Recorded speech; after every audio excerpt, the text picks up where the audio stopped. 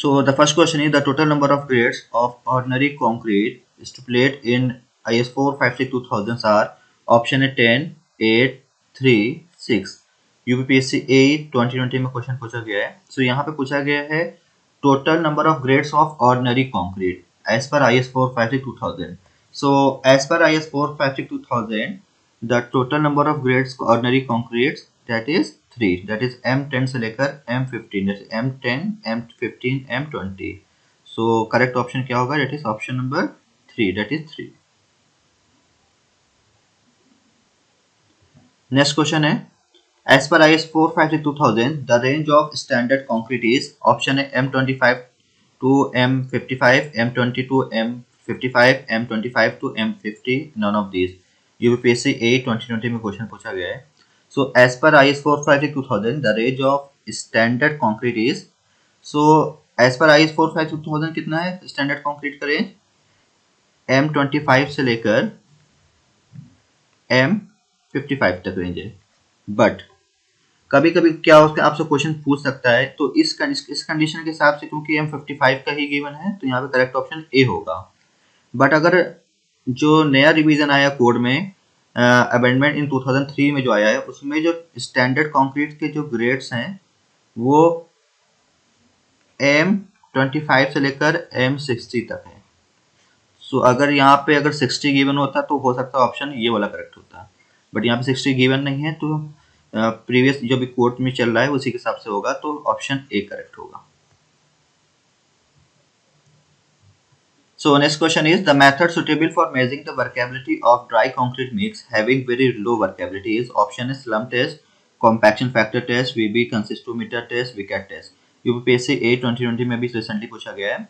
So method suitable for measuring the workability of very low workability के बारे में, अगर कंक्रीट मिक्स आपका है, ड्राई मिक्स है, having the very low workability है, तो उसके लिए जो सुटेबल मेथड होगा वो वीबी कंसिस्टोमीटर होता है, because VB consistometer very low workability के लिए जहाँ पे होती है कंक्रीट उसके लिए यूज किया जाता है। तो यहाँ पे ऑप्शन सी जो है करेक्ट है, वीबी कंसिस्टोमीटर टेस्ट।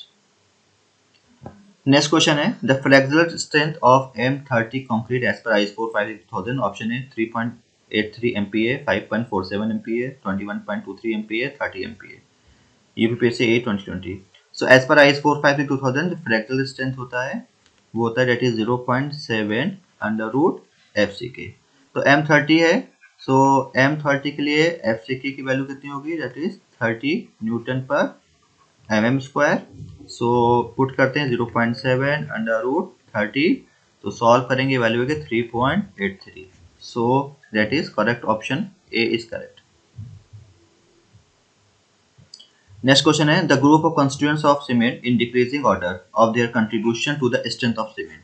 ऑप्शन है C3S, C2S, C3S and C4AF, C2S, C3S, C3A and C4AF, C2S, C4AF, C3A, C3 and C3AS, C3S, C3A, C2S and C4AF। UPSC 2020।